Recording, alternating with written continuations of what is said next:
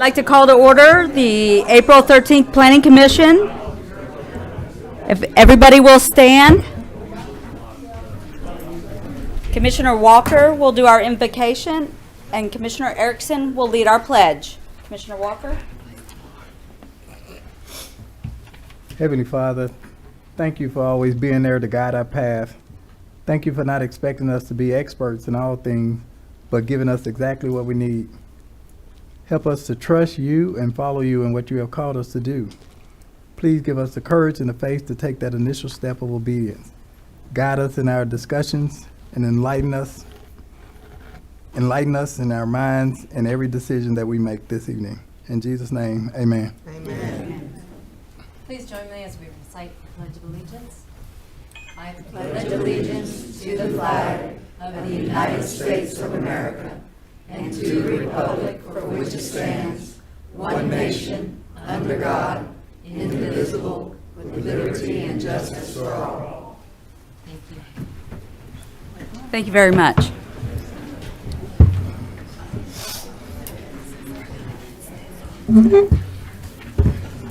As we call the meeting to order for April 13th Planning Commission meeting, Director Selman, please announce the meeting's procedures.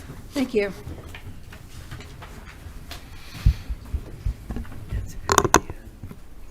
Script.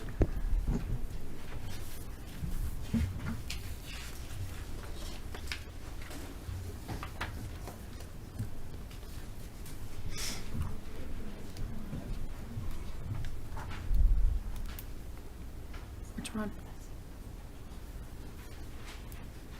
Okay. We encourage you to wear your mask while indoors if you have one, and to observe 6-foot social distancing. Please speak clearly into the microphone so that everyone can hear. This room is set up to allow a maximum of 40 people. I suspect we're at or above that. The lobby and outdoors are overflow areas. Typically, the meeting would be broadcast to the big screen in the hallway. However, we are having technical problems with that, and we cannot do that tonight. However, once you have spoken, if you would exit the room so that others can sit while they await their turn to speak, I'm sure they would appreciate that. When your name is called, please come to the podium. Address comments to the Planning Commission, not to the audience. Any questions you ask will be answered once everyone who has signed up has spoken. We understand that you may have strong feelings one way or another. Out of courtesy, unless it is your turn to speak, please remain silent. Please refrain from applauding, cheering, booing, or other verbal outbursts. This is a fact-finding hearing. There is no need to repeat what has already been said. If a previous speaker stated the points you wish to make, you may simply acknowledge that so that the hearing may proceed. The applicant will have 5 minutes to speak. Other speakers each will have 3 minutes. Please respect the time limit. Thank you very much. Ms. Sweet Dobbs, will you please call the roll? Yes. Rick Ramick. Hillary Janet. Here. Lori Erickson. Present. Bart Stafford. Present. Corey Scott. Present. Brian Gerke. Present. Brad Greenway. Bill Lamond. Janice Davis. Present. LaDonte Walker. Here. And Carrie Hobby. Present, thank you. May I have a motion and a second to approval of January's month's meeting minutes? So move. Second. Thank you. May I have a motion and a second to approve tonight's agenda? I'll make a motion to approve tonight's agenda. Second. Thank you. The first matter of business is the consent agenda. May I have a motion and a second to approve the consent agenda? So moves. Second. Director Selman, please present the consent agenda. Thank you, Madam Chairman. We have one item on the consent agenda.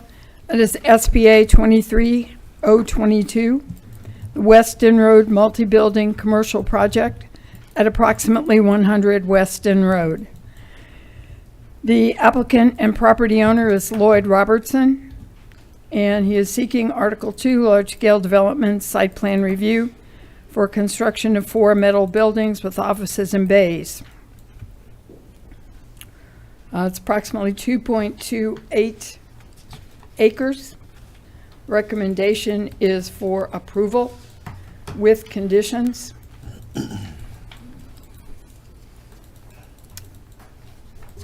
There are 6 conditions, and I will read them into the record. The recommendation is to approve Article 2 Site Plan SPA 2322 to remove some of the existing accessory structures and construct 4 multi-bay commercial buildings at approximately 100 Weston Road, subject to the following conditions, because when these conditions are applied, the application complies with the requirements of Hot Springs Code, Section 16420.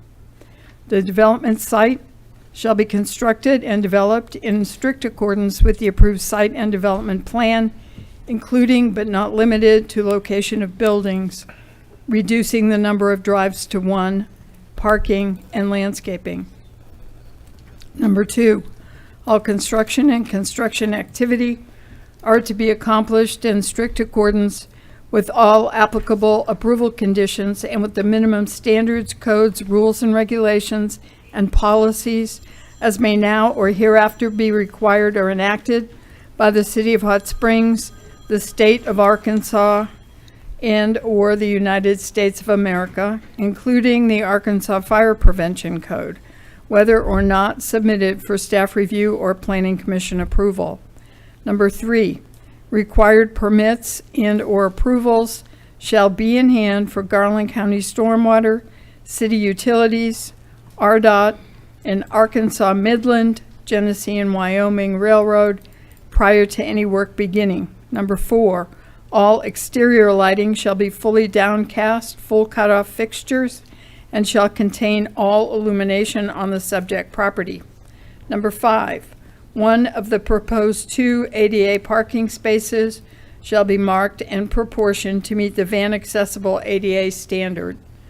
And number 6, multiple building or large-scale site plans approved by Planning Commission shall be effective for 1 year from the date of approval.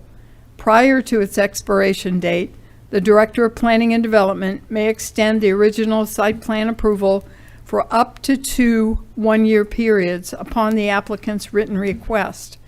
Planning Commission approval of any project that has not fully secured all required permits within the period set forth shall be null and void. This approval will be effective until April 13, 2024.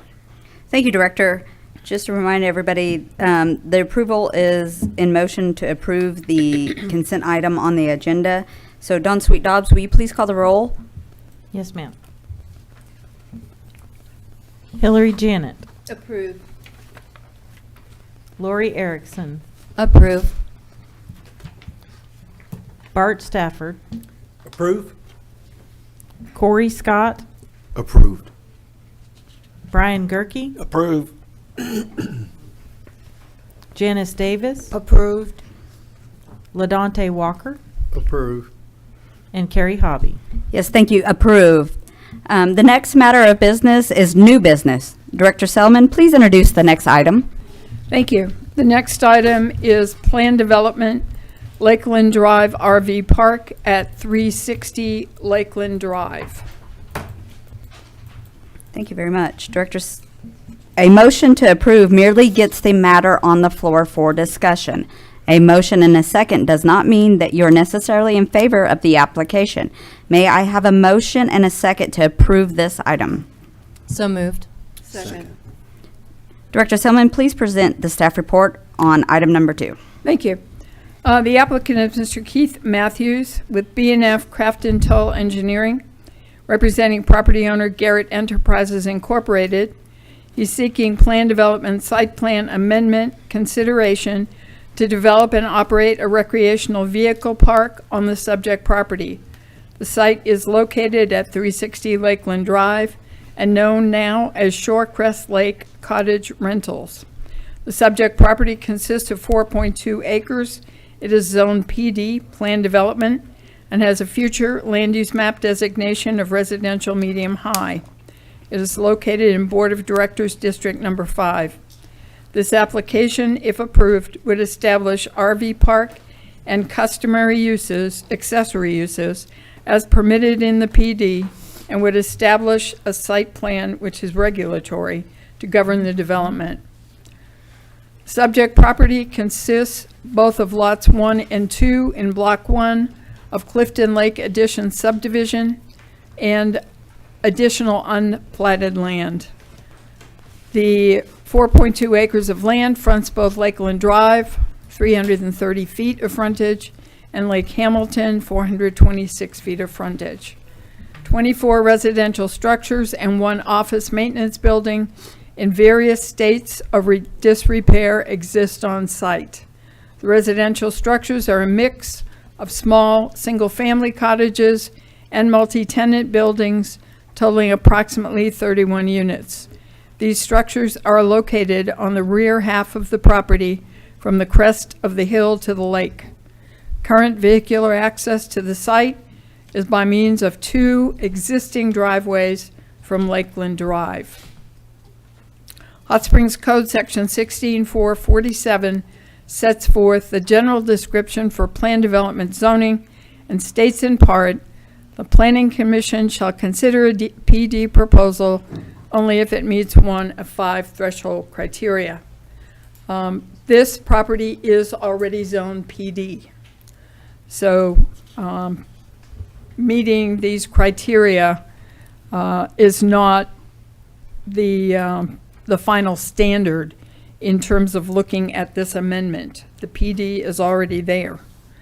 And the application narrative states in part that the development qualifies for plan development site plan amendment consideration as it successfully demonstrates that the PD involves a parcel in which flexibility would allow high quality or innovative urban design, and that it would aid in the elimination of slums or blight within the city and its planning area boundary. Hot Springs Code Section 16247B3 sets forth the standards for plan development site plan review. And those standards start with A and go through K. The application submittal requirements are on-site and development drawings prepared by engineer Mr. Keith Matthews. The site plan depicts the overall layout, size, topography, and configuration of the proposed RV park development. Each site will have a patio and parking space. The park will not have an on-site office, and the project narrative states, for purposes of checking tenants in and out, we will be using our current office located at 174 Cornerstone Court, Suite B, though we do plan to have an on-site resident manager to help maintain the park.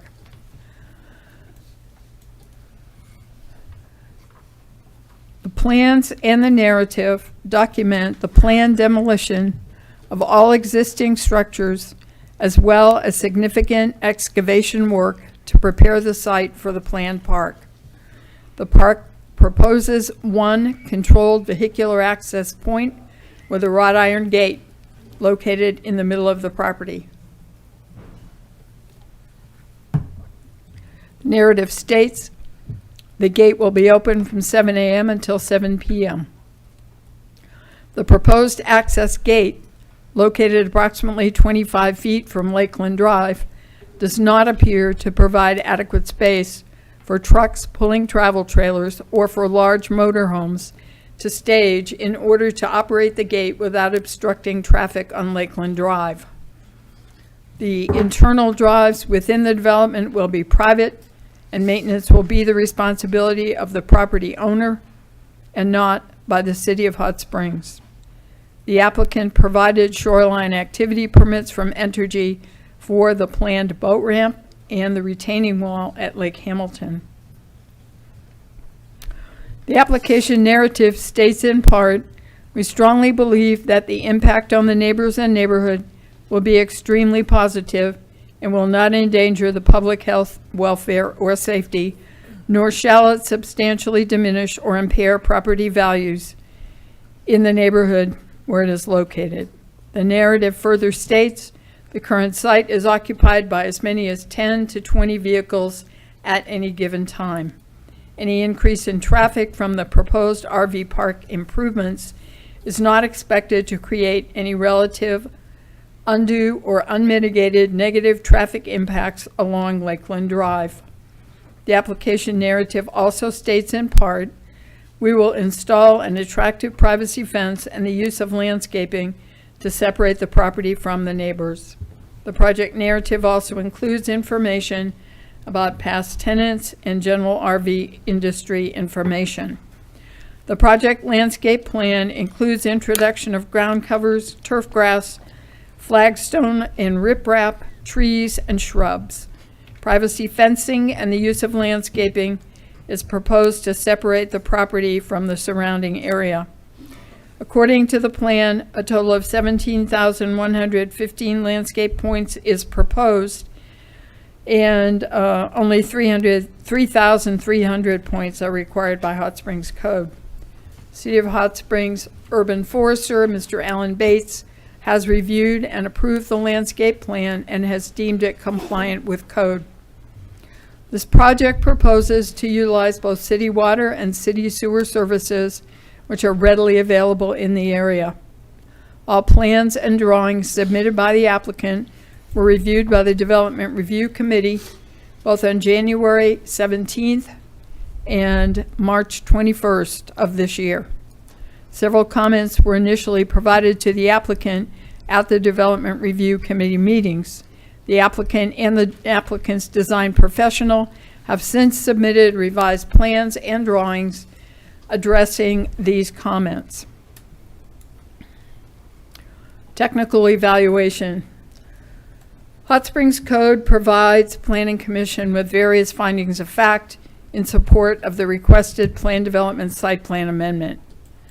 Hot Springs Code Section 16247E review states the Planning Commission shall review the proposed PD after proper submittal of all documents and review by city staff.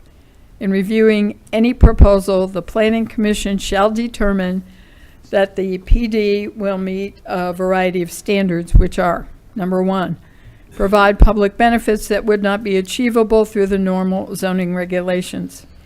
The narrative states an RV park makes a lot of sense for Hot Springs and will definitely offer a high-quality urban design advantage within the outdoor hospitality arena. And once again, as they have already PD zoning, this is not a standard that is required to be met in this application. Number two, not create undue or unmitigated traffic impacts. The project narrative states the current site is occupied by as many as 10 to 20 vehicles at any given time. Any increase in traffic from the proposed RV park improvements is not expected to create any relative undue or unmitigated negative traffic impacts along Lakeland Drive. While no additional support for this statement is provided, the future land use plan map designation of residential medium high supports residential density of between 25 and 40 units on a similarly sized site. Number three, be compatible with surrounding developments. The project narrative states the Lakeland Drive area is a relatively densely populated resort area with many seasonal and full-time residents occupying many condominiums and mobile homes along with permanent residences. It further states we strongly believe that the impact on the neighbors and neighborhood will be extremely positive and will not endanger the public health, welfare, or safety. Number four, be compatible with the city's future land use plan. The future land use map designation for the subject property is residential medium high. This designation would allow for between 25 and 40 residential units on 4.20 acres. 33 recreational vehicle sites fall within that range. Number 5, not endanger the public health, welfare, or safety, nor substantially diminish or impair property values in the neighborhood in which it is located. And the narrative states that they believe that no such impacts will occur. Number 6, be of a character and contain such uses that are needed in the area of the proposed project. The proposed RV park will replace the existing multifamily residential development, which has been a source of contention for the neighborhood. The commercial Hot Springs Marina and boat storage operation at 301 Lakeland Drive is approximately 400 feet from the subject property. An RV park located on a large lakefront property in close proximity to an existing commercial marina use is in keeping with the character of the area. The finding is that this project and development plan comply with the requirements of Hot Springs Code Section 16247 and other Hot Springs codes applicable to this review, subject to compliance with conditions of approval. There are 8 conditions. The recommendation is to approve the planned development RV use and a site plan amendment for the Lakeland Drive RV Park with usual and customary accessory uses to be located at 360 Lakeland Drive, subject to the conditions, because when these conditions are applied, the application complies with the requirements of Hot Springs Code Section 16247. Number 1, all construction and construction activity is to be accomplished in strict accordance with the development plan and with all approval conditions and with the minimum standards, codes, rules, regulations, and policies as may now or hereafter be required or enacted by the City of Hot Springs, the State of Arkansas, and/or the United States of America, including the Arkansas Fire Prevention Code, whether or not submitted for staff review or Planning Commission approval. Number 2, the access gate location is subject to approval by the city engineer. A PD site plan shall be amended accordingly and approved by Planning and Development prior to permits being issued for development activity on the site, because the proposed access gate, approximately 25 feet from Lakeland Drive, does not appear to provide adequate space for trucks with travel trailers or large motorhomes to stage safely in order to operate the gate without obstructing traffic on Lakeland Drive. Number 3, the development site shall be constructed and developed in strict accordance with the approved Plan Development Site Plan Amendment, including but not limited to street construction, sidewalks, detention areas, green and open spaces, parking, landscaping, utilities, and lighting, if any. Number 4, separate permit applications shall be made by the applicant to Hot Springs Engineering Department, and permits shall be in hand for stormwater, drainage, and sidewalks as may be required prior to any work beginning.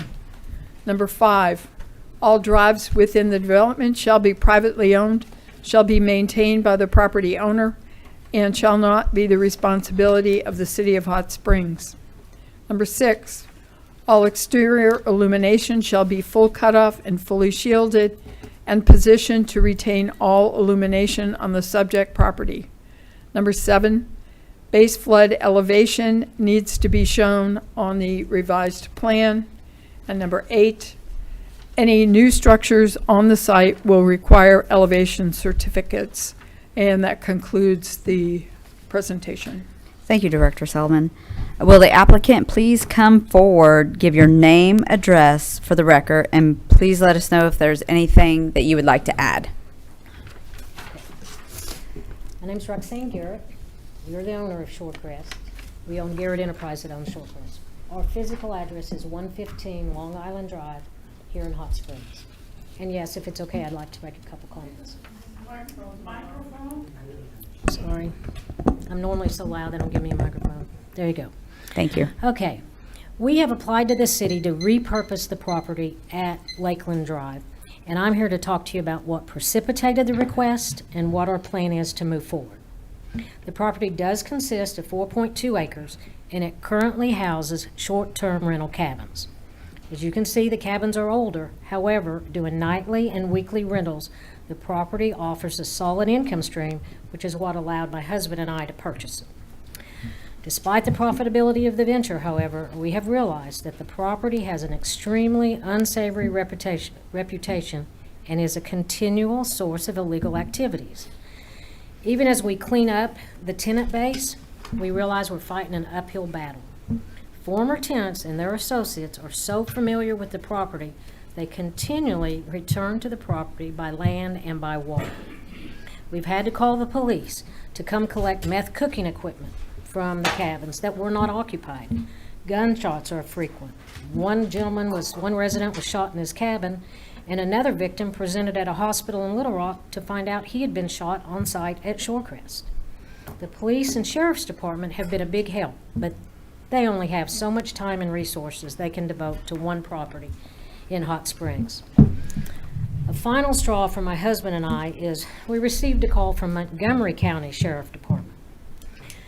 They were looking for a suspect that had robbed some homes of guns in another city and has fled to Shorecrest with them. The criminal and drug dealers that are tracked to the reputation of the property make the whole neighborhood unsafe.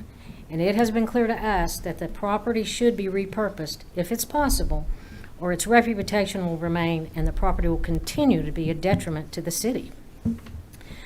Given the fact that we bought the property with the expectation that we would generate revenue from these cabins that are on there, we know that subdividing the property into lots and selling it doesn't work for us. So we began exploring the option of developing an RV park upscale geared to longer-term rentals. My husband and I lived at 401 Lakeland Drive for 3 years, directly across the street from Shorecrest until 2019, and we still have friends there. So when we began developing this plan, we tried to look through it through their eyes to see what we can do to mitigate concerns they might have, and the city helped us through this process. So we purposely did 8 things. Number 1, we kept the number of RV pads close to the existing number of structures already on the site. Number 2, we decided to specifically target longer-term rentals to control the amount of RVs coming in and out of the park. Number 3, BNF developed a plan to cut down the existing hill and level the property. This will greatly reduce the amount of water that runs off our site onto Lakeland Drive. The retaining walls on each side that you saw will allow us to accomplish this regrading. Number 4, we designed the site so each pad has ample place to park 2 vehicles so the site will remain orderly. Number 5, the lack of curb and guttering on Lakeland Drive is not ideal. However, for the portion of Lakeland that our property will adjoin, we will install curb and gutter. Number 6, the site will be secure, which will eliminate unwanted traffic. It will be well illuminated, and the city requires that all the lighting is directed onto the site, so it increases the security, but it is designed not to disturb the neighbors. It will be well marked and well marketed, so RVs coming in will know exactly where the entrance is. Number 7, we have designed individual sewer hookups for all 33 pads to eliminate any issues with sewer. And number 8, we will control the appearance of the park by restricting the number of occupants per the RV, the age of the RV, the length of the RV, and will screen with an eye towards longer-term rentals. In short, we have met all the city's requirements for this property and followed their recommendations. All things considered, we feel that an upscale RV park targeting longer-term rentals is not only a good but a suitable use of this property and something that Hot Springs would be proud to offer.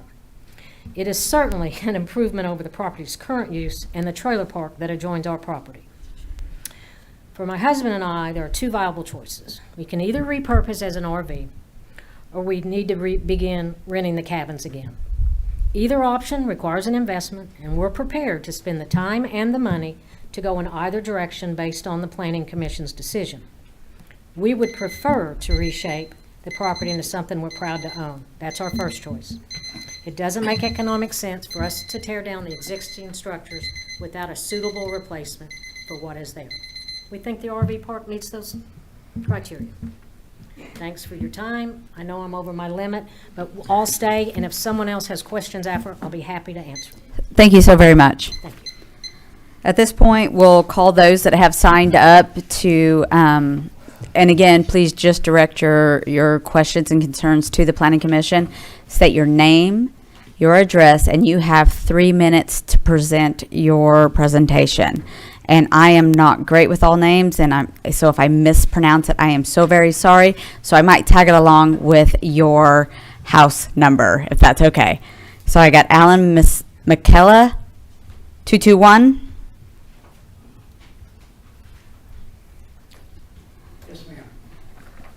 Again, your name, your address, and you have 3 minutes, sir. I'm Alan McCullough. I live at 221 Little John Trail. And my attendance here to speak and ask questions is to avoid me getting information second and third hand through the works. My input's based on my engineering background and my firefighting career. So what I've seen on, if you've got a layout you can bring up on one of the screens, what I've seen on the scale drawing, an architectural drawing, shows a 100-foot radius in the corners. Using that as the only scale I could see, I brought down to the entrance, the one and only entrance in and out, that egress and exit is strictly 25 feet in width. And to be, I don't care how far off of Lakeland with the radius of the curbs and the sidewalks, there's no way that my personal fire truck is 26 and a half feet long. And it takes 2 acres to turn it around. So there's no way that these RVs, these Class A's, which are built on fire truck chassis, don't get me wrong, but they need time to turn. And if they swing over into the westbound lane of Lakeland, they're in the wrong lane of traffic to go into the RV park. If it's going to be long-term, I'll try and understand that. Most of the Class A's, one entrance and egress puts the gate too close to Lakeland. Hot Springs is full of drivers in Hyundais and Hondas who think they've got to swing wide to make a right turn. And that's just wrong. I don't know who trains them around here. It's wrong. Neighbors across Lakeland are not going to want the dump station right there in their front yard.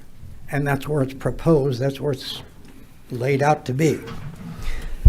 Without a concrete intersection on Lakeland, that blacktop surface is continually going to grind away with the turning tires of the bus tires, the truck tires. These things have 90 psi of air. They're not 30 psi like our cars.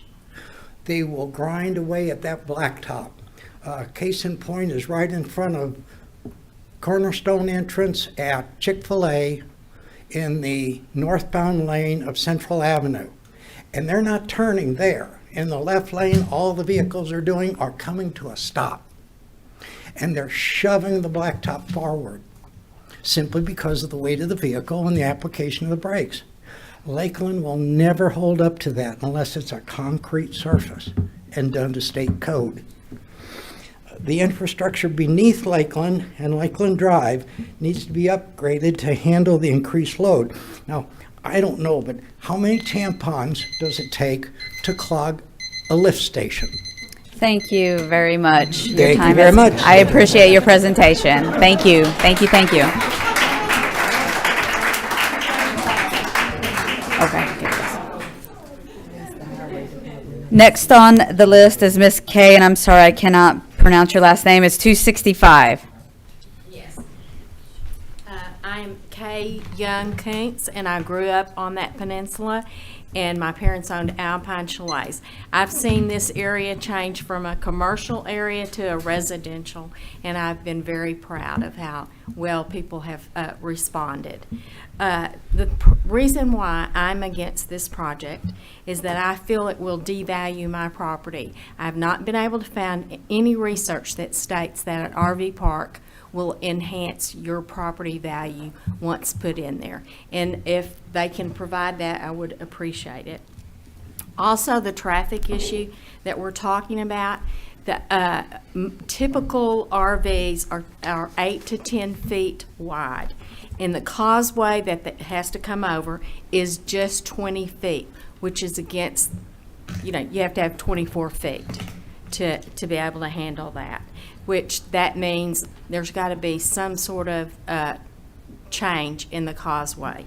Also, I would like to see that the city ask for a study on a traffic study that happens sometime after Memorial Day, so you get an accurate study telling you what the traffic is like, because you're coming around that corner right there at the marina and going across.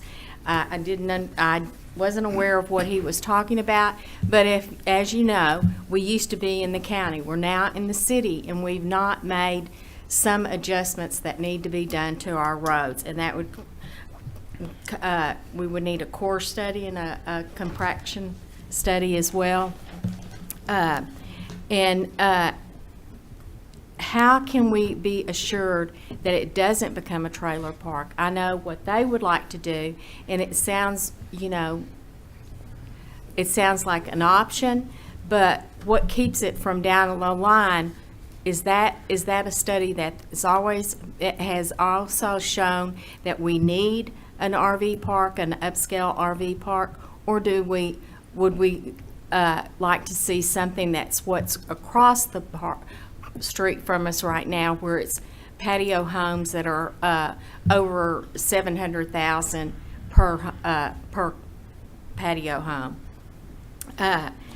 For the city board, I would like to see them adopt a city zoning ordinance if we're going to look at an RV park in a residential area.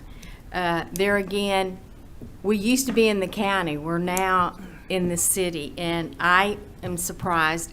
I didn't realize that we could then change it and have, although it was pre-existing PD, how it's now, because we're in the city, I thought that wasn't something that was incorporated. So that's a concern of mine. In closing, I would like to say that we brought the city and Thank you very, very much, but Okay, we do and have a lot these- of people. These are people that signed that could not make it tonight. Thank you very much.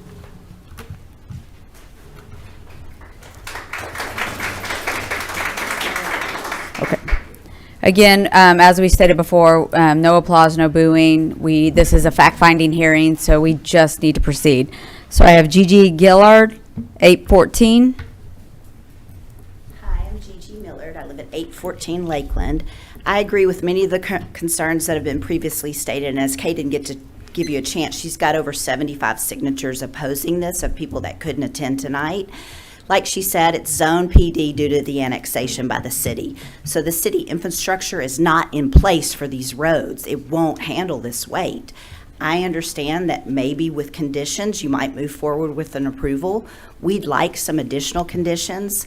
As they've stated before, we're very concerned about public safety. That road is narrow, large vehicles coming around.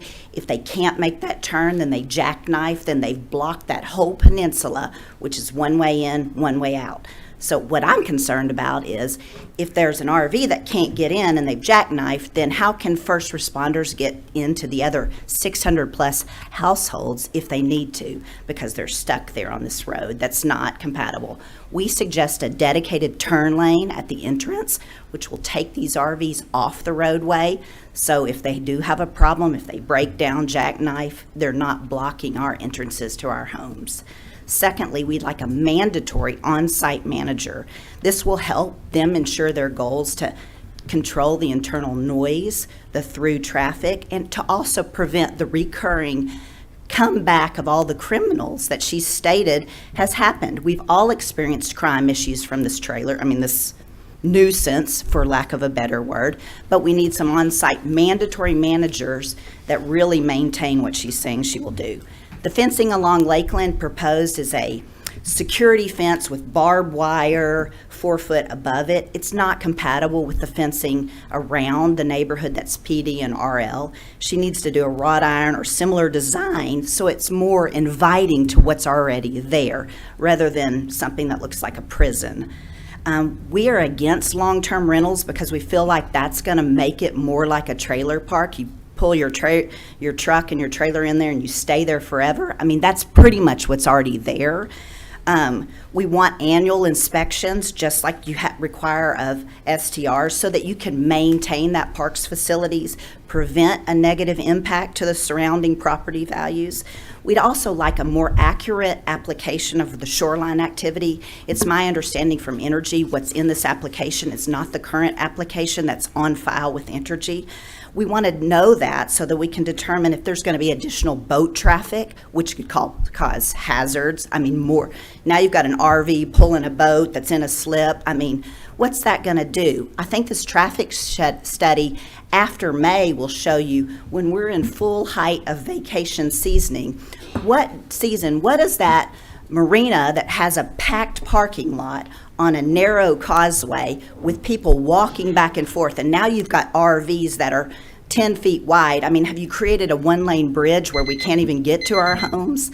So I'd like you to consider Thank you these very much. conditions. We Thank very you. much appreciate yours. Next on our list, we have Chuck Hardner, 451.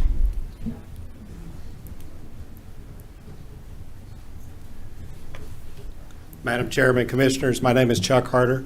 My wife Duanna and I live in Lakeland Harbor condominiums. I have a few points I'd like to make in opposing the project. First, I believe the applicant has not met the threshold requirements for this project. On page 44 of your handout, the staff correctly states what the requirements are under 16.247A. It must meet 1 of 5 criteria, and they say they meet 3 and 4. Well, number 3 says the plan development involves a parcel in which flexibility would allow high quality or innovative urban design. An RV campground does not meet that definition. It's neither high quality nor an innovative urban design. It's exactly the opposite. The types of projects that have been granted in the past are completely not like this. Waymaker Way luxury garden homes, which you approved in 2019, not an RV campground. River Bluff townhomes in 2020, not an RV campground. This designation should not apply to an RV campground in the middle of a residential neighborhood. Criteria 4 says the planned development would aid in the elimination of slums or blight within the city and its planning area boundary. With all due respect, stating that the campground will eliminate a blight is a little disingenuous. The Garretts have control over that right now, and they have had for the last 13 months, and they've not done anything about it. That doesn't bode well for the RV campground or for the neighbors. What are they going to do to get rid of that blight? My second point relates to the traffic and wear and tear. I'm not going to repeat the things that were done further, but take a look at the slides. Look at how narrow that road is and think about the infrastructure under that road. That road's going to have to be widened. There's no shoulder. All of the utilities are going to have to be moved. Who's going to pay for that? It should not be Hot Springs citizens, and it should not be utility ratepayers. If that has to be done, Garrett Enterprises should pay for it. My third point, my wife and her family, we've been on there for 50 years down Lakeland Drive. The place where I live today used to be a trailer park. It's not a trailer park. We're going backwards if we put an RV campground there on Lakeland Drive. We are not moving forwards. And then finally, on page 56 of your packet, there's a narrative supporting the application where they say, we believe the residents will fully support our application. Well, they're not talking about us. We're the neighbors on Lakeland Drive, and we don't want it. I've got my comments, and I've got 19 other residents that couldn't be here tonight, and I want to leave that with you. Thank you very much.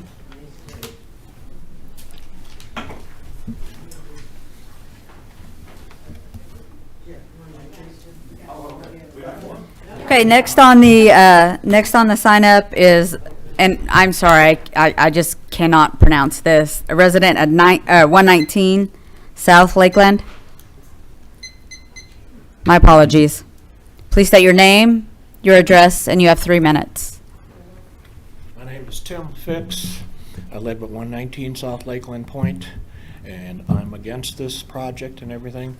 Something that hasn't been even brought up is, you know, each day there's probably dozens and dozens of people, bike riders, walkers, joggers, people taking dogs up and down the roads there, you know, and I live off the beaten path, and a lot of them come into Lakeland Point, you know, okay? What's that gonna do without sidewalks along that corridor and everything, you know, with those big vehicles going by and everything?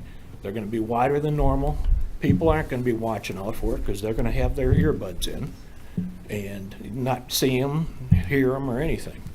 Another point is, when I came here tonight on the causeway, there was at least 8 to 10 fishermen along that causeway. And when you go by that, those people are probably no more than 2 feet from the side of your car. You know, the city should have considered doing something there when we got annexed, put sidewalks in, put guardrails up there, you know, to protect the people there. You know, you don't have any no fishing signs up, so they're gonna go. And even if you do, they're still gonna go. That's just the way the nature of the beast is. That's all I have to say. I appreciate it. Thank you very much. Next, we have Miss Lauren at 352 Lakeland. My name's Lauren Empson. I own 352 Lakeland, and it's Beachfront Resorts. I live at 102 Cocoa Bay Point. I'm speaking in favor of the project because I am one property away from where this is. And I've had problems for the whole time I've been there with the quality of people from the previous owner and since. So anything that can be done to get rid of those structures and put something which I see as an improvement in there, and which I had talked to my banker about doing it when I looked at the property. So I don't see this as being anything to detract from the neighborhood, and I'm won over. So that's all I've got to say. I appreciate it. Thank you very much. Next on our list, we have Irvin Slate.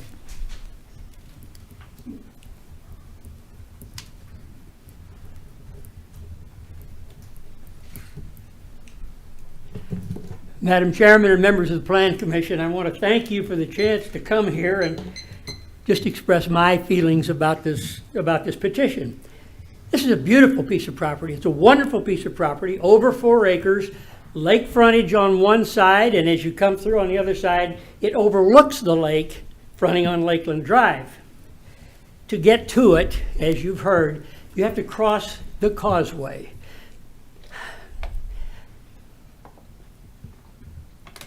We have lived here a short period of time, but we have lived here during the period of time when the property was annexed by the city, and frankly, I was very happy to see that happen. In fact, I wrote a letter to the paper encouraging it. I knew that that's going to mean some improvement, some things that were going to help our neighborhood and our area. One of the things would be paving. Improving Lakeland Drive is important to us and important to Hot Springs and important to the hundreds of people who live on the peninsula who have one way in and one way out. Emergency vehicles have one way in and one way out. There's a need to improve that, but improving it is not as easily done as said. The causeway crosses the lake. It's 2 lanes wide, narrow 2 lanes. To widen it is going to mean filling in the lake. I don't know what that's going to mean as far as energy is concerned. I haven't been involved with those issues, but I understand energy has something to say about what you do to the lake. So widening that causeway may be years down the road, as well as a lot of money. But if this development were to occur, it would become a crucial issue, certainly for the development itself and for the neighbors in the area. Traffic would become a bigger problem. Widening that causeway would be a major expense and a major issue, and would probably have to happen a lot earlier because of this development. There's also a drainage problem. Lakeland Drive sometimes floods. not really bad so far, but the whole area that's being developed is almost on our side, on the Lakeland side, is almost all grass. So that's absorption area. When it rains, a lot of the rain is absorbed in that area. Once it's developed with concrete pads and additional roads, that absorption area is going to be lost. That means going to be more water coming down, more flooding, and presumably, eventually that water will get into the lake. I don't know what kind of problem that causes for the city with the stormwater running into the lake.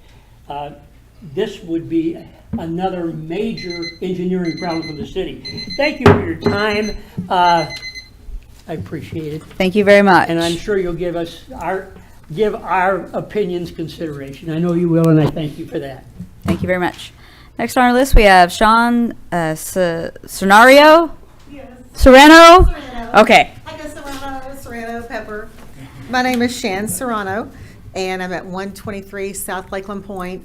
And many of the points that we're going to make this evening have already been made, but just a kind of couple that I want to address.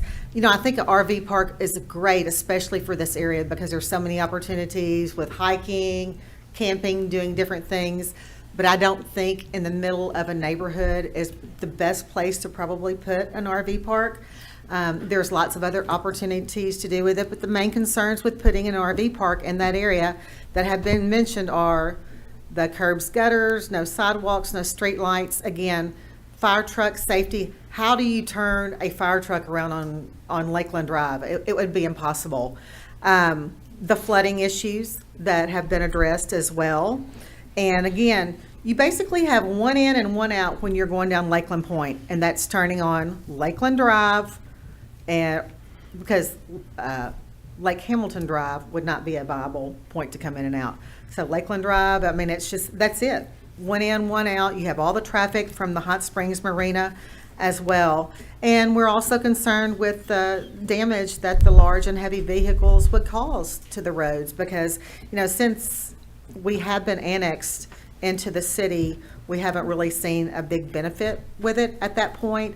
There's lots of concerns because of the people who do walk up and down Lakeland going to Kroger, going to Casey's. A lot of people don't have vehicles and are in, you know, tougher situations, and we understand that and want to be able to help those people. And it's just not a safe situation for them. Another question is, will this RV park be handicap accessible? And I understand that some of the people who have been a part of this RV park for the years and the problems that it's caused within the community, you know, has caused, and that's one of the reasons that, you know, we are not for the RV park. But also my concern is, even though you've had the clientele and the current situation, the places are run down and not taken care of, you can still keep it clean. And yesterday I drove through and took pictures with my iPad, and there was trash piled up on porches.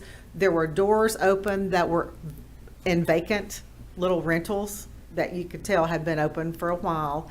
The underpinning of some of the areas had just fallen down, left, mold. There's just a lot of different things, and I've got pictures that I would be more than happy to share with y'all. And in the past year, there's been 91 police reports out of that area. So it's a big concern. We just want the opportunity to be able to move forward in our community and to keep it growing. I mean, we welcome growth, but it's just a step backwards if we're looking at doing an RV park in the middle of a neighborhood. So, thank you. Thank you very much. Thanks. Next on our list is Dr. Harris. If you please come forward, state your name and address, and you have 3 minutes for your presentation.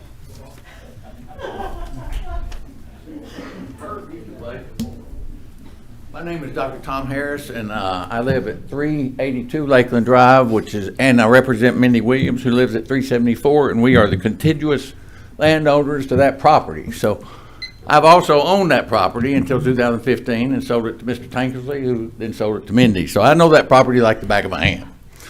And when I bought it in 2003, the best use for it was to bulldoze it down, the existing structures. But the housing crisis hit me, and so I was unable to do the garden homes that I wanted to put there. I did that at Waymaker Way a few years ago. And by the way, I heard that mentioned, but this is where I am. I'm next door. I look at that property. I see it every day, and I'm sick of it. You know, anything to what's there is an improvement. Anything. I mean to tell y'all, Minnie and I have suffered with the crime, with the needles in our yard, the trash and everything. It's just needs to go. And so there's a lot of concerns here that are rightly so. There are the drive, the Lakeland, what's going to happen, the turnaround, everything. Those are our concerns, but that property is a mess and it needs to go.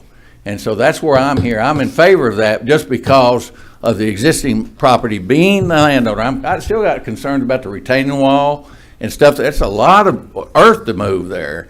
And my property's on the top of the hill, and I'm looking at a 30-foot drop when they cut that hill off. And so I've asked Ms. Garrett for a rendition, and I haven't seen it yet until I just got in here and everything. So about the privacy fence and all that kind of stuff, because Minnie and I are right next door. The only other private residences is Roger English, who also shares the driveway with us, and he talked to me, and he's right with me too, because anything is an improvement to what we've got there now. The police are there all the time and everything, and it's just crime, rodents and everything. It's a mess. So I'm for the project just because of the fact that it's not what I'd like to see. I'd like to see a little garden home, gated community or something like that, residential. But what we've got there is an eyesore and a menace to the city right now. And it's been that way. It was, you know, I had problems with it. I had to have nightly security drive through there back when I owned it and everything because it got so bad. So I understand Mrs. Garrett wanting to change things as far as that, and I think it's an improvement. It's not what I'd like to see, but anything is an improvement for what we got. Thank you. Thank you very much. Next on our list is Mr. Gary Martin. Very close. Madam Chairman, Commission, thank you. My name is Gary Martini. Wife and I live at 451 Lakeland Drive. I prepared a letter which is in the 451 Condominium Association's package already. And for the sake of brevity, and not to repeat too much, I'm just going to hit the highlights of the letter, okay? It's going to concentrate on the pinch point at 360 on Lakeland Drive. And by the way, first let's say I heard the applicant's presentation, and I don't doubt her sincerity at all. I know she wants to help, okay? But the pinch point there on the east-west segment in front of 360 is critical. It is very narrow, no shoulders. Private property comes right up to it with fences and walls. And it serves, by my guess, 1,000 people west of there. Excuse me, to the east of that location. Once you come off of where Lakeland Drive and Hamilton come together, goes due east for a while before turning south on the headlands of the point, all the way down to Files Landing, the old place, okay? So you got condominiums, apartments, and many private dwellings, single families. I'm going to reference, as kind of a proof here of the perilous situation, is a report, study done by Kent State University, as reported to Campers Magazine, that documented that winds of 53 miles an hour can overturn 18-foot trailers, and winds of 63 miles an hour can overturn 20-foot trailers. Therefore, in a typical summer here, almost any thunderstorm could be perilous to high-profile vehicles, and we're asking to stack them up right at a pinch point that has all the emergency evacuation and incoming services there, okay? I'm going to skip ahead here. High-profile vehicles are notorious for being vulnerable to any wind. RVs trying to pass each other on these narrow two-lane avenue drives will be at high risk to oncoming traffic and to each other. Okay. Again, referencing Kent State study, all it takes is a 30-mile-per-hour wind to make a high-profile vehicle like these RVs unstable and swerve on a road. So we're talking about possibly oncoming vehicles on a road not much wider than this, each lane, okay, getting hit from the side. 30 miles an hour, it's like a breeze around here, okay? Also, in the grand scope of things, we just saw recently on the news how difficult it was for emergency services to get into Little Rock after storm damage. They could get into that area from all 4 directions. Should there be a tragedy and this pinch point blocked off by RV or any other driver or trees, okay, we'd be cutting off 1,000 people from services because there's only one way to get there. Thank you. Thank you very much.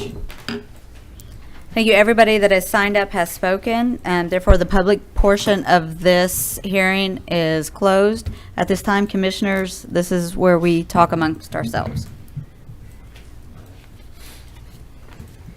Okay, I'll start with the ugly part. Not in my backyard. That's what everybody wants. We want everything to be beautiful, we want everything to be great, we want everything to be improved, but we don't want it in my backyard. And I have one thing, that there's currently only one way in and one way out. It's not gonna change unless change is in that area and development requires there be more space. I think that we need to trust the city to oversee the development, to guard the requirements that they have set forward and that we have set forward. The fire department has said that it's perfectly safe to build there. They're fine with it. They've approved it. Stormwater, from what I read, is okay with what they're doing. I haven't seen any of the city departments that have said there's really a dangerous situation being set up here. I mean, that's why we have the requirements that are put into place before, you know, they can go forward, is that we have to believe in those departments, the city, the streets, the fire and safety. They do their homework. Yep. The city engineer as well. Yep. The engineer. They're looking out for our city best. They're the ones that know that area. And that's not a city road. Isn't that part of a highway? Isn't that road part of a Lakeland? Lakeland Drive? I Is that? don't believe so. I do not know. I don't think so. It was county for so It long. was county. Yeah. But I mean, it's hard to always tell which is Right, city yeah. and which could be RDOT. yeah. No, I believe I don't it's- believe it's yeah. RDOT. Okay. No.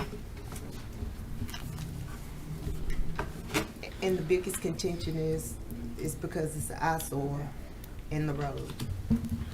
The road is what I've heard the most, but again, this is where we have to entrust that all our other departments, just as planning and development, are doing their part to make sure that our city goes forward And safely. everything meets the code. Requirements. Everything.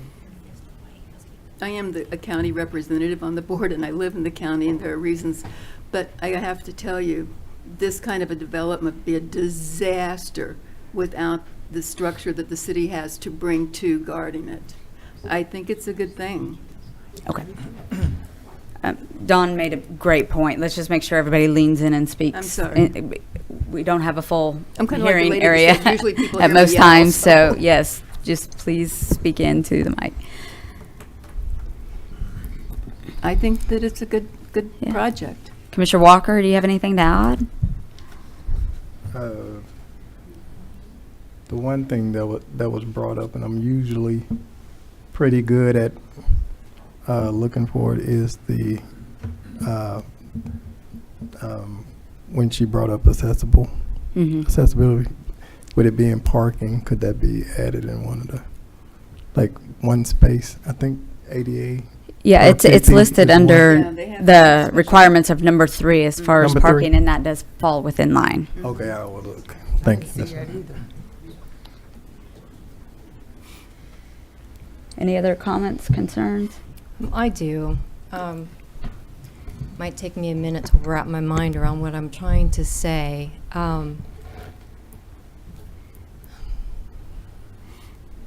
I think the applicant has definitely shown due diligence and is trying to meet all the requirements that are being presented. I do not agree that this is going to be a high-scale trailer park. I just see a lot of cement and parking places and long-term RV rentals with this type of fencing, this is not, it's not consistent with what's being presented in the application. If there was maybe less spaces in a pavilion or a laundry service or something that would attract a better long-term resident, I would sign off on this, but I really hesitate on this because I just, the style of fencing, the barbed wire, that does not translate into it's the way it's intended to be. And I think it's just some modifications to the design or using that innovative urban platform. And you've got an opportunity here to create a showpiece property, something that could really, really generate the clientele that you're looking for. But I don't see these designs meeting that, and it makes me concerned when the city had to come back and ask for elevation on the designs. I'm just not confident in the designs as they're presented to us, and that's my interpretation here. I do have concerns about the larger vehicles in the road. You know, that's absolutely a concern. That's a little broader than our scope of what we can, talk about and what we can do here on this board, but duly noted. Good point, Commissioner Erickson. Would the applicant like to talk about the barbed wire? And Yes, he just said, these are the engineers from BNF, and he just said, is it barbed wire? if you want to go ahead and come on up so everybody can hear you. I said, yes, these are the engineers from BNF, and one turned to me and said, do we have barbed wire on there? I think that's just the CAD, what it did. It's no intention to have barbed wire on there. But the problem with is this is what we go by these blueprints of what Yes. this is going to be. So we'll have him work that detail. He brought the detail, he had met with someone, and we have adjusted the drive to have, is it 50 feet from Lakeland into the drive, so they can hold where they're waiting for the gate. So you're saying there is a spot where the large vehicle will be able They to can turn in 50 feet before the Okay. gate. So their own And- turning lane? And for it to turn in. Once they turn in, they won't be blocked. Yep. Okay. She had mentioned, Ms. Selman had mentioned that was one of the conditions. There was only 25 feet of hold space. Yeah. For an RV to turn in. Yeah. The drawing Mr. Matthews brought tonight, he had corrected at their recommendation, and there is now 50 feet. Okay, so No this is intention part to of have the all- conditions that have been applied to this application. I'm sorry?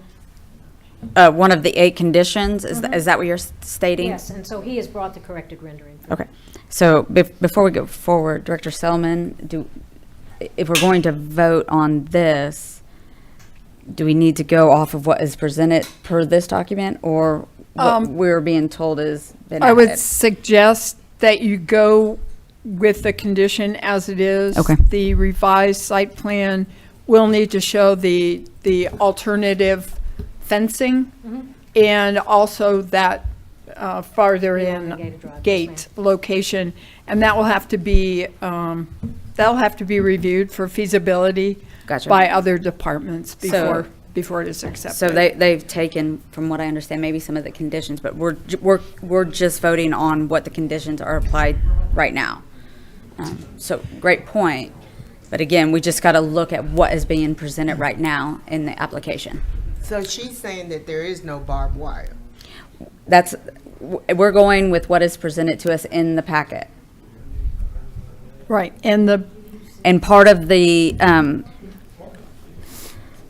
conditions applies to that, so therefore that's going to be separate. So we're just voting on what is in the current packet.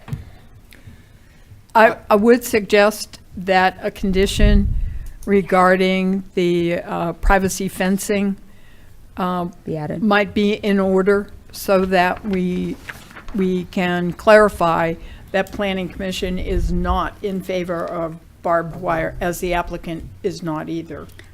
Okay.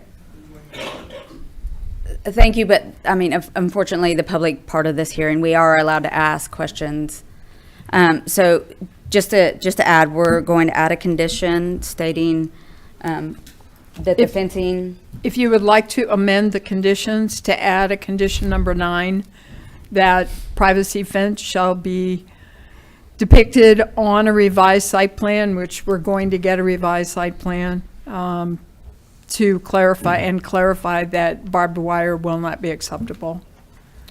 And the stack. And Do we I think that add would be one a for the good- stacking a good to add. get in? It's The already 50 in there. It's in Okay. there. Yeah. Oh, sorry. I'd just like to say, I understand the concerns of the people that have expressed, issues here, but it seems to me that most of those concerns probably exist anyway. I mean, the roads, the causeway, I mean, these are issues that will probably not be exacerbated that much by this development. They're already there. So,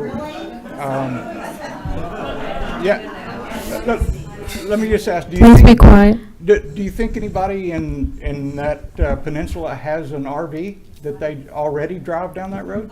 so again, commissioners, I think we want to keep this, because we Yeah. have the public forum Okay. closed.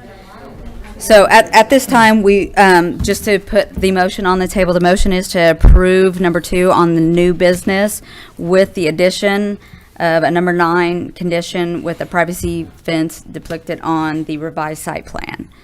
So commissioners, again, if there's any further questions, let's keep it internal here because the public forum is closed.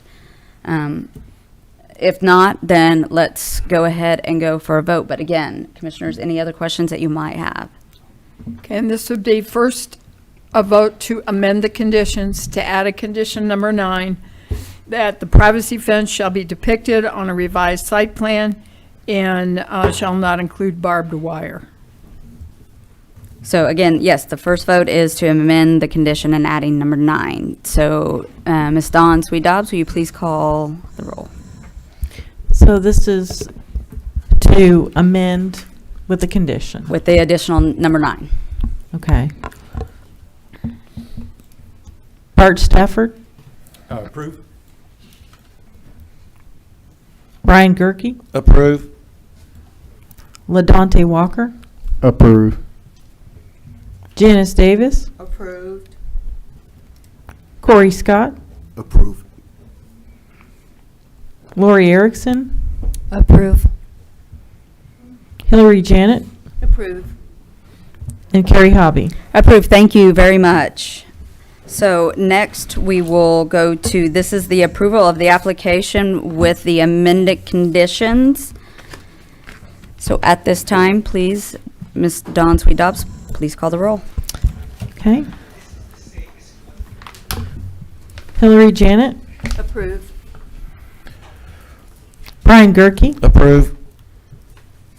LaDonte Walker, Approve. Bart Stafford, Approve? Corey Scott, Approved. Janice Davis, Approved. Lori Erickson, Can I abstain? If you're here to vote, Hmm. you're here to vote. And if you vote other than approval, we will need a code-related reason for the vote. But that is an option.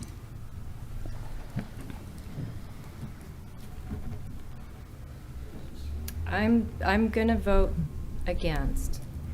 And I can't recite the code off the top of my head, but I don't think that the plans as they are presented to us are in line with a planning development initiative.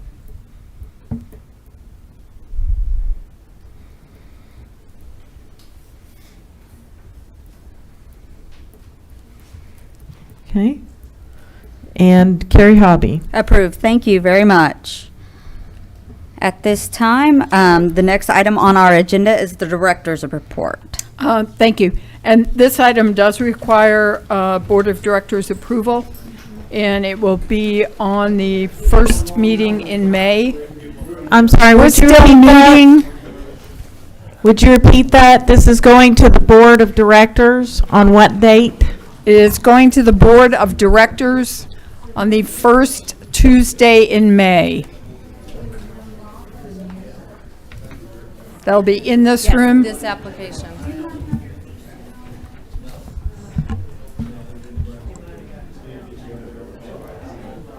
Okay, if you could take your discussion outside, the meeting is still ongoing.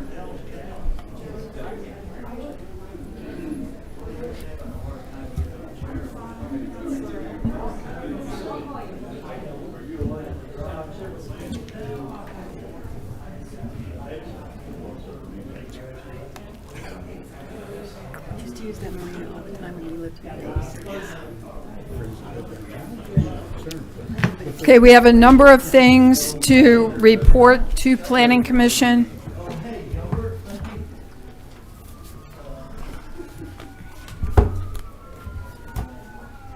Okay, first on the housing strategy. The City of Hot Springs has engaged RKG Associates to develop a housing strategy, and Russ Archambault and Summer Pan are the housing people who are working with us on that. The strategy will measure the extent of the housing shortage in Hot Springs and recommend specific actions which the city should consider to make housing more plentiful and affordable. They were here, Russ and Summer, to do an on-site tour of various housing areas in Hot Springs. He has met with 14 community members, some of whom are you, and thank you for that, who brought various perspectives on housing, ranging from landlords to affordable housing funders. RKG is in the process of reviewing data on Hot Springs housing, including demographic trends affecting housing, housing sales and rentals, opportunity zone impacts, and future and current housing development. After the data analysis is complete, RKG is going to present some preliminary findings to the Board of Directors during one of their regular meetings, and if we can work it out that they will be in town during a week when Planning Commission meets, we would hope to have you involved in that briefing as well. On Code Forward, our zoning code remodeling, the city engaged Camiros Limited, which I believe you know, to manage the zoning effort to develop a new code for the city of Hot Springs that will bring our zoning into alignment with Hot Springs 2040 Forward Hot Springs, the city's comprehensive plan, and we are working with Arista Strungus and Christopher Jeanette on that. They have just come up with a website and logo, and if you go to Code Forward Hot Springs hs.com. You can get there from the cityhs.net website. There's very little on there at this point, but that should change very, very soon. We're hoping to have some good content on there. They've interviewed 39 people from the community, one-on-one. Again, some of whom are you, and thank you for that, for their broad perspectives on zoning and real estate development in Hot Springs. We specifically want to thank planning commissioners, Brian Gerke, Hillary Jeanette, Janice Davis, LaDonde Walker, Lori Erickson, Reverend Corey Scott, Rick Ramick, Bart Stafford, and William Henry Lamont. So you've been so generous with your time, and thank you for that. It's really making a difference. They have reviewed the Hot Springs zoning code and are putting together a technical memo which will give a broad summary of the areas they will be addressing in their recommendations.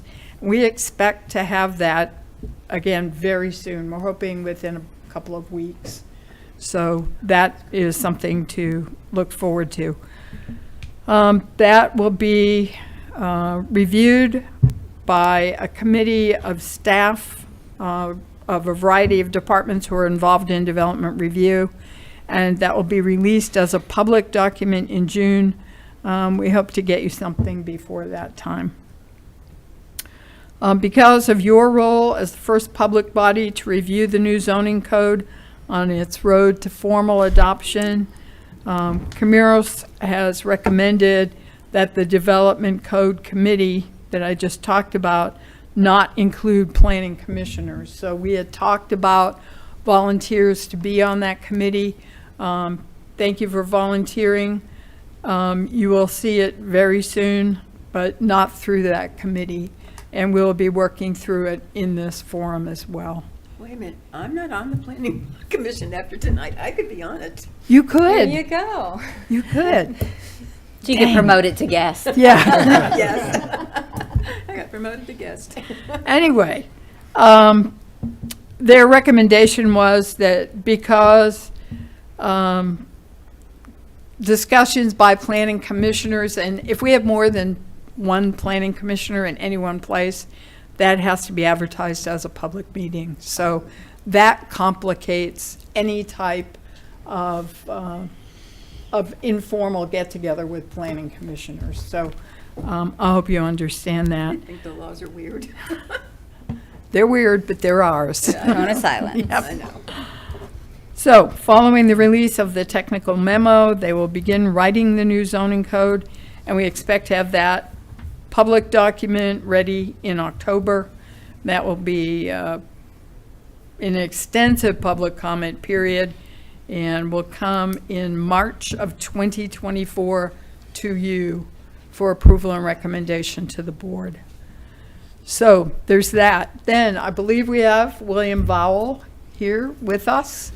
He'll be joining us next month, and it's not usually like it was tonight. I hope you're not rethinking your commitment. But still, it was colorful. So thank you. Thank you for being here, and we look forward to seeing you up here. I like it when people care. Yeah, I do too. I think we all do. Yeah, We that's don't why want we're here. backyards to change, honestly. You know, Yeah. I don't want anybody doing anything in my area either. Leave it alone. Yeah, but you know, change life is good goes too, on. though. Yeah, change But I is do good. have one more important announcement, and that is about certified planning official, Arkansas Planning, CARPO, Certified Arkansas Planning Official Training. Yay. Which will begin in June. This is a multiple session training opportunity that gets you to a point where you become certified as a planning official in Arkansas. Very, very productive, and because Are you trying to hire us? Dawn Sweet Dobbs, because Dawn just completed that, I've asked her to say a few words to you. Awesome. About Yes, please. about how that works, and what a certified Arkansas planning official Well, I means. know LaDante has also been working on that as well. And Hillary, I believe you've taken some of those I've courses. taken some of the courses. I haven't done the whole. So, and they're changing it up. They're making it a little bit more accessible, doing it via Zoom. You know, when we were doing it, we had to go to Little Rock and take the classes in person, which was kind of nice because they had a lot of activities where you were physically involved, mentally addressed to participate. So that was very beneficial for us. You got to work on, you know, how Planning Commission can help, how we're involved, all the different facets of it, and you know, even to a mock meeting to show how the meeting should go. The chair is a very important position. Trying to control things, especially when you have what we had tonight. I mean, we've had more difficult ones. Yes. And, you know, the chair has got to Have a great basically leader. Put the. I know. Yeah, She's yeah. like, gravel. I was like, okay, yeah, I forgot about that. Put the gavel down and say, okay, you know, we're not going to let this run amok. Yeah. And, you know, it was also trying to find a planning commission meeting that had enough population, first of all, and then trying to find one I could get to that wasn't 2 hours away or whatever, which I ended up going to Benton. And that was very interesting. It was very interesting. Speaking of running amok. So that was part of it. You had to read, pick a book and read it, kind of do a little book report. Go over what you learned in all those classes. And kind of an ending note on what you've learned and how the program helped you. And it does. I mean, you learned history in planning. They do have some history in there. You know, there was just learning how different aspects of planning can affect everything in a city. And, you know, just reading about how planning can help with housing and with, you know, business growth, all of those things.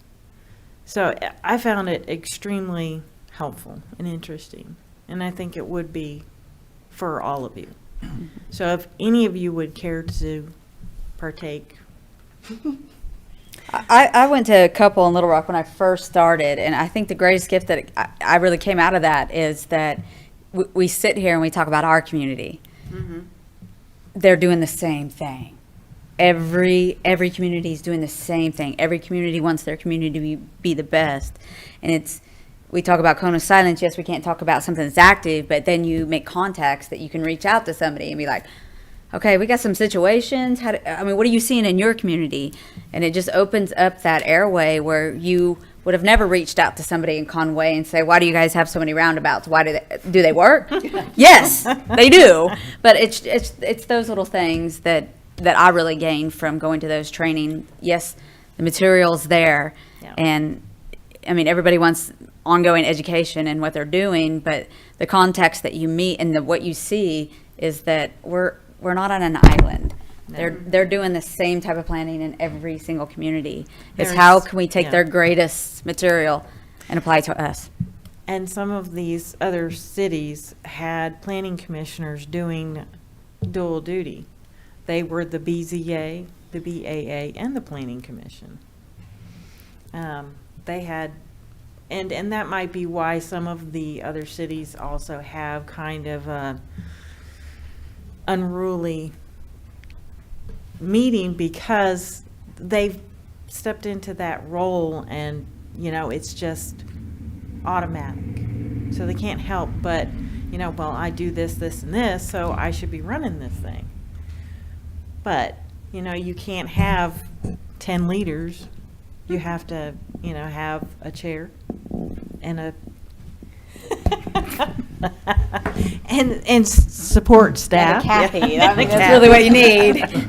Well, I'd like to participate in this, but I guess I have some questions about, you know, if you do it, if you did your courses online, would you have gotten out of it what you should have gotten out of it? I mean, and the timing of the online, it's you know, 6 to 9 in the evening, but. Right. And like I said, I think they're trying to make that a little more accessible because, you know, some of those classes, there weren't that many people. I mean, I did them at different times. I think I started in 2018, did some in 2019, and now completed it. And Well, I think COVID changed our whole outlook on meeting it did, space. yes. I think that the material is still beneficial. I think the meeting with other cities and the, you know, the cooperation in activities, because they didn't have us all just, oh, well, Hot Springs, you stick to Hot Springs. They kind of mixed it up a little bit. Yeah, I think in things like that, coffee break and lunchtime are as important as class time. Absolutely. That's kind of what Yeah. I was getting at, is just that camaraderie. Yeah. So is there an option to do, I mean, maybe I didn't read thoroughly. And I but- didn't go through all of it either. I'm not sure if they still have a physical option where you go to an actual class. We'll have to look into that and see. I'd be Yeah. interested probably more in that, just because of the Right. benefits that Right. we've talked about. Yeah. Well, did you send that out today? I did. Is I that the did. one you Should be pay in your email. $65? Well, it's actually paid. Yeah. The city pays Oh. for that. Yeah. For We'll training. pay for it. And I think we even had to be reimbursed for travel and stuff like that too. So, it was, I'd probably have to say, if you're dedicated to that connectivity, that the in-person would probably be best. I just think too, I mean, from 6 to 9, I understand that's probably done for the sake of people who are working Right. and need that break, but that's probably not the most conducive for my situation too. I'd prefer to go in person if that's an option. Yeah. I mean, I hope it is. I didn't read over it because I had just gotten that email today. They And were I'll kind s- of running behind. Yeah. So they just kind of sent me my congratulations letter, and on top of that, they said, "Oh, by the way, there's So we need we're to have a starting graduation. courses up again." So, Okay. if you are interested, let me know, let Don know. We'll get that information to Kim, our office manager, and make sure that you do get signed up. And if this isn't something that appeals, something else may come along that, or you can do it all. That would even be better. Well, we are a panel of overachievers here, so let's just roll with that. It's a fact. Well, thank you very much. That is all I have, and again, my thanks to all of you for all that you do, your commitment to Hot Springs. We couldn't do this without you and your time, and I know you step away from your families and your personal life to make this happen, so. All right. With no Thank you. further business, I would like to call a motion and a second to adjourn April 13, 2023 Planning Commission meeting. All in favor? So moved in a second. Move we adjourn. I'm just thinking about graduation. Here we go. Before you leave, this is Hillary's